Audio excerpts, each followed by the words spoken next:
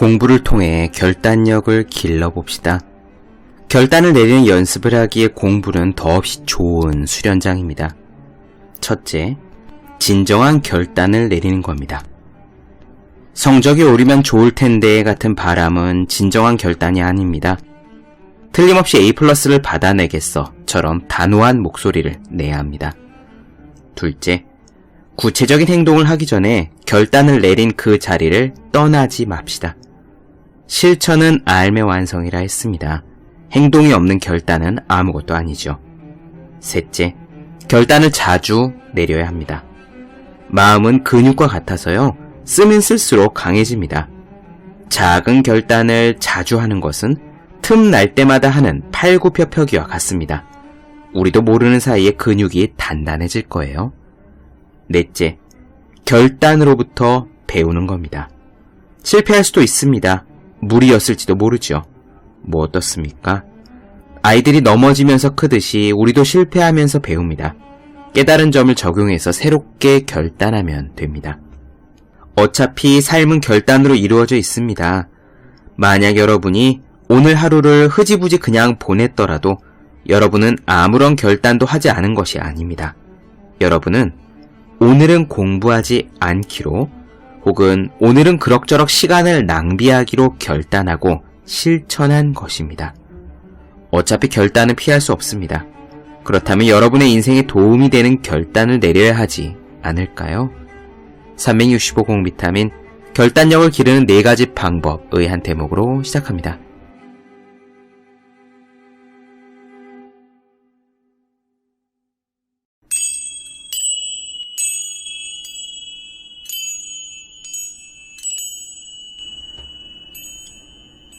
네, 안녕하세요. 본격 공부작업 팟캐스트 서울대는 어떻게 공부하는가 한지우입니다. 우리는 지금 데니얼 코일의 탤런트 코드를 나눠드리고 있습니다. 뛰어난 재능에 숨겨져 있는 비밀 탤런트 코드도 이제 거의 막바지를 향해 가고 있네요.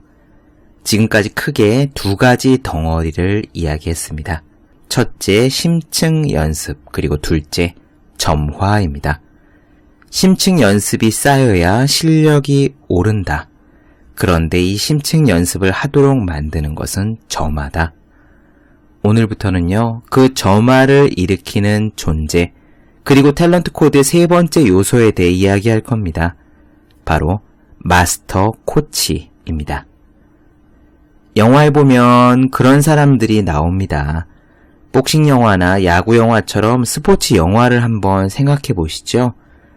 시골의 낡은 체육관에 한물간 코치가 있습니다. 이 코치는 한때 경력이 화려했던 사람이에요. 벽에 걸린 메달과 옛날 신문의 기사 스크랩이 그걸 말해주죠. 지금은 부와 명예에서 멀어진 채로 조용하게 살고 있지만요. 사실 선수를 보는 눈은 그 누구보다 탁월합니다. 그러다가 숨겨진 열정이 있는 주인공을 만나고 그 주인공을 점화시켜서 강도 높은 훈련을 이끌지요. 그런 영화 속에 나오는 코치의 이미지, 상상이 가시죠? 바로 그런 사람들이 마스터 코치입니다. 데니얼 코일은요, 재능의 용광로를 돌아다니면서 재미있게도 거기서 본 코치들이 모두 비슷한 이미지였다고 말합니다. 분야가 무엇이건 간에 제자를 가르칠 때 비슷한 투로 말을 하고 비슷한 방식으로 제자들을 이끌었다는 거예요. 그 마스터 코치가 어떤 사람인지, 어떤 느낌으로 사람들을 지도하는지가 오늘 내용 중에 나올 겁니다. 다만 한 가지 아쉬운 점은요, 저도 읽으면서 그러긴 했지만 이 부분은 앞에 심층 연습이나 점화와는 다르게 글로서는 그 핵심이 온전히 전달되지 않는 듯한 느낌을 받았습니다. 한마디로 말해 마스터 코치가 어떻게 가르치는지 알기에 책의 내용이 미흡한 점이 있다는 겁니다. 처음에는 그게 아쉬웠는데요. 생각을 해보니까 그럴 수밖에 없겠구나 싶기도 하더라고요. 이 부분은 원래 말로 설명하기 어려운 부분이니까요. 이를테면 자전거를 타는 요령 같은 겁니다. 말로 설명하기가 원래 어려운 거죠. 오늘 이야기에서는요, 앞에서 언급했던 그 유명한 매도마운트 음악학교의 한 첼로 선생이 수업 중에 어떻게 학생들을 지도하는지에 대한 부분을 조금 나누어 드릴 겁니다. 그저 한 장면의 묘사에 불과해요. 이 묘사를 듣는다고 해서 우리가 당장 마스터 코치가 될 수 있는 것도 아니고 그 묘사에 나오는 것처럼 흉내낸다고 해서 우리가 지금 제대로 누군가를 가르칠 수 있는 것도 아닐 수 있습니다. 다만 저는 이 부분에서 그런 생각은 들더군요. 예전에 저를 가르쳐 주셨던 많은 분들 중에서 학교 선생님이든 검도장의 사범님이든 아니면 다른 어떤 분야든 간에요. 어떻게 가르치는 모습이 마스터 코치와 가까운 것이었구나 하는 것은 느낄 수 있었습니다. 그리고 이런 느낌이 왔다는 것은 제가 나중에 누군가를 가르칠 일이 있을 때 마스터 코치처럼 하려고 노력할 수 있는 가능성이 생겼다는 말이기도 하지요. 그럼 오늘의 이야기 시작해 보겠습니다.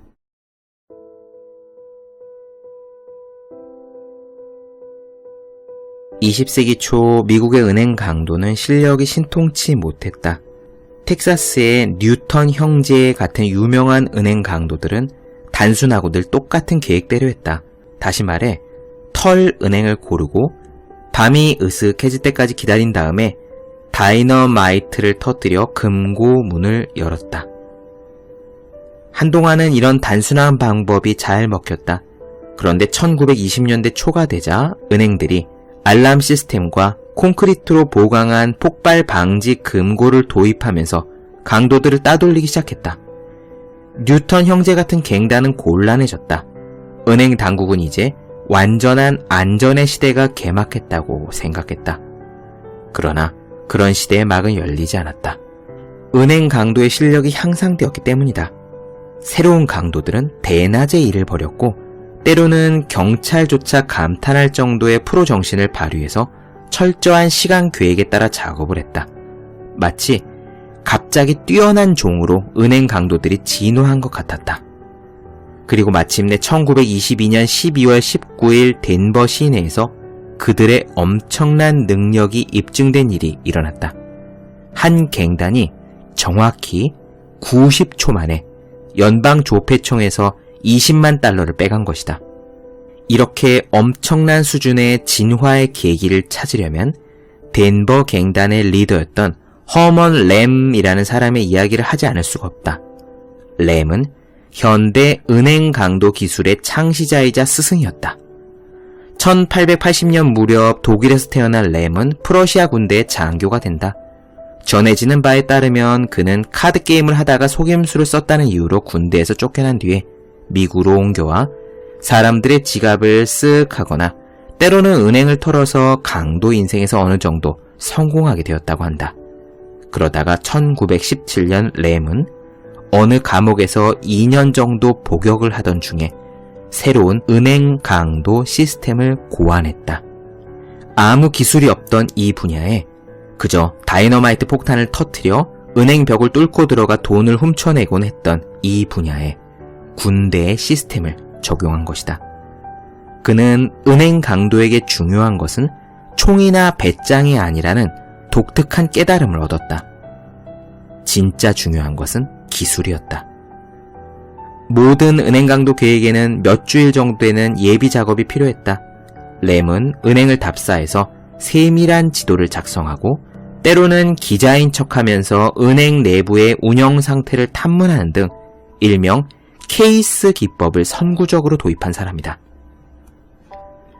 램은 모든 팀원들에게 정확한 역할을 정해주었다. 즉, 팀원들은 각각 망을 보거나 로비를 지키거나 금고실에서 돈을 빼내거나 차를 운전하는 등의 역할을 맡았다. 램은 은행 대신 창고에서 리허설을 하기도 했다. 그는 정말 까다롭게 시간 엄수를 고집했다. 정해진 시간이 되면 돈을 꺼내는데 성공했든 못했든 즉시 은행을 떠났다. 램은 정확한 시간을 측정하려고 다양한 날씨 조건에서 탈출 경로를 점검했고 자동차 계기판에 100m 단위까지 표시된 상세한 지도를 붙여놓았다. 램의 테크닉이라고 부르는 이 시스템은 정말 효과적이었다. 1919년부터 30년까지 램은 미국 전역의 은행을 휩쓸며 수십만 달러를 긁어 모았다. 그러다가 1930년 그는 너무나도 가능성이 희박한 일들이 연거푸 일어나는 바람에 그 자신도 전혀 예상하지 못했던 방식으로 최후를 맞았다. 그의 팀은 인디애나 클린턴의 한 은행을 털고 탈출하는 중이었다. 갑자기 탈출하던 차량에 타이어에 구멍이 났다. 램과 다른 세 사람은 재빨리 다른 자동차를 훔쳤는데 공교롭게도 이 차에는 시속 56km 이상의 속력을 내지 못하게 방지하는 속도 제한 장치가 탑재되어 있었다. 그들은 그 차를 버리고 세 번째 탈주 차량을 마련했지만 이번에는 라디에이터에서 냉각수가 누출됐다. 그 차마저 버리고 네 번째로 훔친 차에는 연료가 거의 없었다. 짧은 추격전 끝에 팀원 둘이 항복했고 치밀하기 짝이 없었던 램과 운전기사는 경찰의 총에 맞아 직사했다. 오늘날까지도 활용되는 램의 시스템은 단지 개념적인 장점 때문에 성공한 것이 아니다. 그보다는 램이 난이도 높은 과제를 원활하게 완수하려고 효과적으로 아이디어를 변환하여 전달했기 때문이었다. 그는 체계적으로 정확하게 가르치는 혁신적인 스승이었던 것이다. 그는 정보를 제공하면서 행동을 유도했다. 한마디로 램은 마스터 코치였다. 지금까지 우리는 스킬이 심층 연습을 통해 뉴런과 미엘린이 발달하는 과정이라고 설명했다. 그리고 그러한 과정에서 점화가 무의식적인 에너지를 공급하는 방식에 대해서도 설명했다. 이제 그런 에너지를 종합해서 다른 사람의 재능을 끄집어내는데 비상한 재주를 가진 보기 드문 사람들을 만나볼 차례다. 마스터 코치가 어떤 사람인지 알아보기 전에 먼저 어떤 사람이 마스터 코치가 아닌지부터 알아보자. 사람들 대부분은 마스터 코치라고 하면 위대한 리더의 이미지를 떠올린다. 확고부동한 비전과 실전에서 검증된 지혜가 있으며 사람들의 의욕을 자극하는 존재감이 있어서 성공으로 가는 길을 거침없이 안내하는 사람이라고 생각한다. 마치 배의 선장이나 교회의 목사처럼 보통 사람들이 모르는 특별한 무언가를 알고 있고 그런 특별한 지식을 사용해 다른 사람들에게 굉장한 영감을 주는 능력이 있을 거라고 생각한다. 하지만 실제로 재능의 용광로를 방문해보면 그런 스타일의 코치는 거의 보이지 않는다. 그 대신에 내가 만난 교사와 코치들은 조용했고 기질적으로 수줍은 편이었다. 그리고 대개 나이가 많았다. 30년에서 40년 동안은 꾸준히 가르치는 일을 해온 그런 사람들이 대부분이었다. 그들은 똑같은 종류의 시선, 즉 깊고 안정되고 흔들림 없는 시선을 갖고 있었다.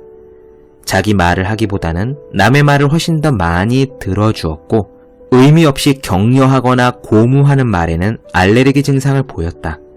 대부분의 시간에 하는 일은 정확히 목적에 맞는 작고 구체적인 신호를 보내는 것이었다. 그들은 자신이 가르치는 학생을 아주 예민하게 관찰하면서 각자의 성격에 딱 맞는 맞춤 메시지를 전달했다. 그런 사람들을 10명 정도 만나고 나자 그들 모두가 은밀히 연관되어 있는 것은 아닌가 하는 의심까지 들 정도였다. 그들은 하나같이 한스 젠슨과 비슷한 재능의 조련사들이었다. 한스 젠슨은 시카고에 사는 첼로 교사다. 앞에서 언급했던 메도마운트 음악학교에서 그를 만났다. 이전까지는 한스 젠슨이란 이름을 들어본 적이 없었지만 그는 네로라 하는 뛰어난 스승들이 가득한 메도마운트에서 특별한 사람으로 인정받고 있었다. 메도마운트 음악학교의 어떤 교사는 그를 가리켜 한마디로 지구상에 존재하는 가장 뛰어난 첼로 선생이라고 묘사할 정도였다. 메도마운트의 연습실에서 그를 발견했을 때 그는 18살짜리 남학생을 향해 있었다. 학생은 드보르자크 협주곡을 연주하고 있었다. 내 귀에는 나무랄 데 없이 훌륭한 연주로 들렸다. 빠르고 깔끔하고 음정은 완벽했다. 하지만 젠슨 선생은 만족하지 않았다. 그는 몇 발짝 옆에 서서 팔을 흔들며 강한 덴마크 억양으로 말했다. 마치 일종의 퇴마술을 횡하는 사람처럼 보였다. 지금이다. 그가 외쳤다. 지금 하라니까, 지금. 학생은 첼로 목의 위아래를 휙휙 오르내리며 격렬하게 연주했다. 젠슨 선생은 가까이 몸을 굽혔다. 네 눈에 다 쓰여 있어. 지금 이거를 해내라고, 젠장. 이라는 말이 네 눈에 다 쓰여 있단 말이야. 그런 생각하지 마. 그냥 해. 지금 당장. 학생은 눈을 감았다. 연주를 들으며 젠슨 선생을 외쳤다. 그렇지, 옳지. 이렇게 한 곡이 끝나자 학생은 머리가 띵한 듯이 의자 뒤로 기댔다. 마치 놀이기구에서 방금 내린 탈진한 사람 같았다. 젠슨 선생이 말했다. 바로 그거야. 이 곡을 연주할 땐 바로 그 느낌으로 가는 거야. 학생은 감사 인사를 하고 첼로를 케이스에 넣은 다음 연습실에서 나갔다. 그리고 이어서 다음 학생이 들어왔다. 젠슨 선생은 의자에 몸을 기대고 환하게 미소 지으며 학생의 긴장을 풀어주려고 노력한다. 그는 편안한 말투로 인사를 건넨다. 그녀도 얼마간 긴장이 풀린 듯 미소를 지어 보였다. 그리고 연주를 시작했다. 그녀가 바흐 협주곡 안으로 빠져드는 동안 젠슨 선생은 조용히 듣고 있었다. 연주는 불안했고 음정 몇 개가 분명하지 않았으며 빠른 악절에서는 리듬을 잃어버렸고 전체적으로 악기를 붙잡고 겨우 씨름하는 것 같았다. 연주를 하면서 그녀는 선생을 흘끔거리며 눈치를 봤다.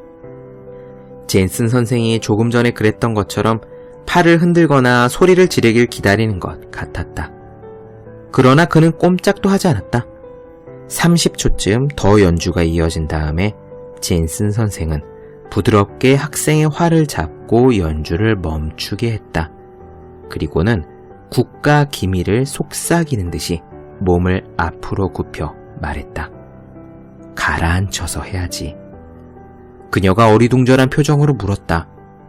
가라앉히다니요? 젠슨 선생은 자기의 머리를 톡톡 두드렸다. 그제야 그녀는 무언가 이해하는 것 같았다. 그렇지, 생각하면서 하라고. 곡 전체를 생각하려무나. 생각을 하면 실력이 10배는 더 좋아져. 활을 가지고 하는 연습은 다들 무진장하지. 하지만 진짜 하는 건 머리를 연습하는 거야.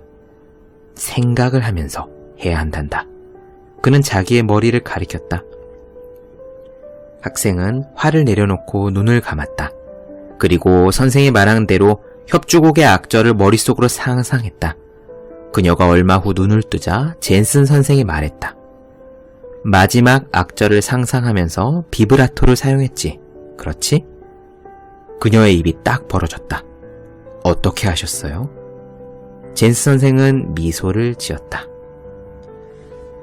사실 젠슨 선생은 두 학생이 연습실로 들어오기 전까지 그들에 대해 아무것도 몰랐다. 알 필요도 없었다. 검사, 진단, 처방 모든 것이 불과 몇 초 만에 이루어졌다. 앞에 남학생에게는 감정이 필요했기 때문에 구령을 외치며 치어리더로 변신했고 뒤의 여학생에게는 학습 전략이 필요했기 때문에 도를 가르치는 선사처럼 행동했다. 그는 어떻게 하라고 말을 하지 않고 학생에게 필요한 것을 몸소 보여주었다.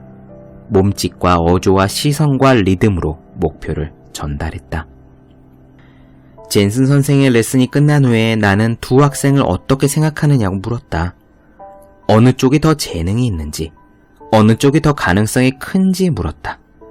그는 고심하는 듯 보였는데 그런 모습이 나를 놀라게 했다. 나는 당연히 첫 번째 남학생 쪽이 훨씬 더 낫다고 생각했기 때문이다. 하지만 지구상에 존재하는 최고의 첼로 선생은 나처럼 생각하지 않았다. 그건 말하기 어렵지요. 젠슨 선생은 공정하게 대답했다. 나는 가르칠 때 학생에게 모든 것을 줍니다. 그 후에 무슨 일이 일어날지 누가 알 수 있겠어요? 마스터 코치는 대통령이 아니다. 망망대해에서 우리를 인도하는 선장이나 복음을 전파하는 목사와도 다르다. 그들의 성격은 농부에 더 가깝다. 한스 젠슨 같은 코치들은 신중하게 심사숙고해서 재능을 경작하는 사람들이다. 그들은 현실적이고 절제할 줄 안다. 그들의 지식체계는 광대하고 심오하다. 그 넓고 깊은 지식을 꾸준히 점증적으로 스킬 회로를 증식하는 일에 사용한다. 궁극적으로 그 결과는 그들이 통제할 수 없는 것이다. 젠슨 선생은 내 질문에 대답할 수 없었다. 사실상 처음부터 말이 되지 않는 질문이었기 때문이다. 작은 씨앗 2개를 보고 어느 것이 더 크게 자랄지 미리 안다는 게 가능하겠는가? 그저 이렇게 말할 수 있을 뿐이다. 아직 이릅니다. 어쨌든 둘 다 성장할 겁니다.